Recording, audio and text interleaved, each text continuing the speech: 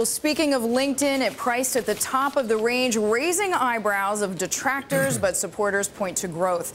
For his take on the IPO, its valuation, we bring in Nick Beim. He is a partner at Matrix Partners. It's a VC fund. He's invested in the Gilt Group, Ladders.com, JBoss. He's also a friend of LinkedIn co-founder Reid Hoffman.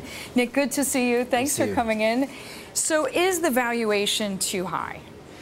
I think by traditional financial standards, a company going out for its IPO at 11 times its current revenue run rate it's pretty is heady. A very high valuation.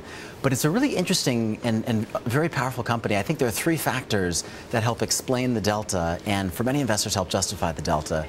The first is that LinkedIn is a company with very strong network effects, and that means there will likely be one big winner in its space, and that winner will likely have very high margins.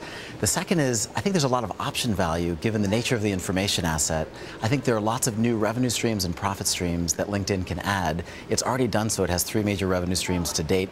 Facebook has seen a similar layering on. We've been talking about how it's more like a Salesforce.com, that 70% of its revenue comes from subscriptions and not just selling ads. That's right. It's sort of a mix. I think 43% roughly come from SaaS subscriptions for enterprises, but it has some social media revenue streams as well. The third and really interesting additional factor that I think helps explain its valuation is I think there's a potential acquisition premium built in. Both Microsoft and Google are very hungry to get into the social space, and there are very few assets to buy. It's really LinkedIn and Twitter are the primary ones.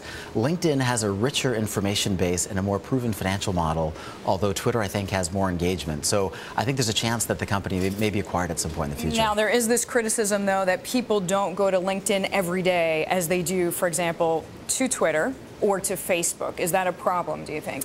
LinkedIn has been ramping up its engagement. I think it's been quite successful in doing that. I think it's a different kind of tool than Twitter. It's not a different type of tool than Facebook. So I think it's able to get a lot of value out of the engagement it gets, even though it's not as high as some other social networks. Because some people say, what if Facebook decides to really target, let's just say put a jobs tab somewhere on its site, that it could really take a bite out of LinkedIn's lunch? That's a really interesting question. My personal view is I think just as in our individual lives, we have a professional space and a personal space, and we have different types of behavior and share different types of information in each. So that psychological separation you think is really important for people when they're looking for jobs. They don't want to also kind of click over from their vacation shots, drinking with their friends on the beach. Exactly. I think the two remain distinct. I think Facebook may try some things in the professional area, but I think LinkedIn has a very strong position. It'll be tough to compete with them. What about the Ren IPO cautionary tale? We've talked about this, the fact that it's still not trading at its IPO price, traded down 6 days in a row after it came to market. What is the concern that, in general, we're in a bubble right now? I think there's a lot of exuberance out there, and I think for many investors, the line has been crossed from rational to irrational exuberance, no question. China is really its own category. I think in the U.S., what's really interesting about this bubble is its shape. It's not the indiscriminate bubble we saw for all tech stocks or internet stocks in the late 90s. It's very concentrated on a very small number of pretty extraordinary companies, social media companies, in particular LinkedIn, Facebook, and Twitter, and social commerce companies like Groupon, Zynga, and Gilt. And those are pretty impressive companies. So you don't think that investors are interested in LinkedIn just because they can't buy anything else right now? I think there's a scarcity of very high-quality growth companies for sure, so I think LinkedIn is benefiting from that.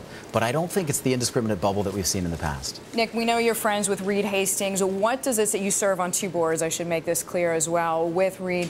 What does this say about LinkedIn that he's such a driving force behind this company?